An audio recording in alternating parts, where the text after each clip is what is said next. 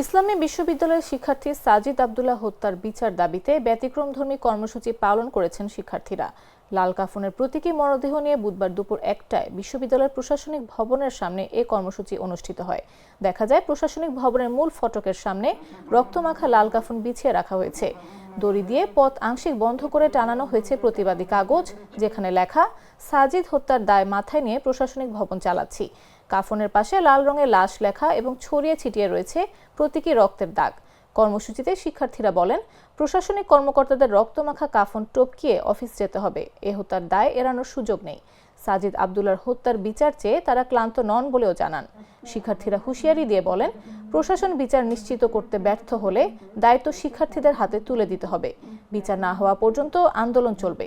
কর্মসূচিতে বিভিন্ন ছাত্র সংগঠনের নেতাকর্মীরা উপস্থিত ছিলেন।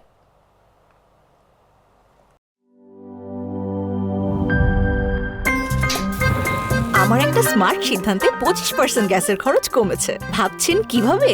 সাধারণ গ্যাস স্টোভ বদলে আমি এনেছি আরএফএল গ্যাস স্টোভ। এর সাইন্টিফিক নজল ও ব্রাস বার্নার ক্যাপ সমানভাবে তাপ ছড়িয়ে রান্না করে দ্রুত। তাই গ্যাসও বাঁচায় 25%, টাকাও বাঁচে 25%। আরএফএল গ্যাস স্টোভ নিরাপদ ও গ্যাস সাশ্রয়ী।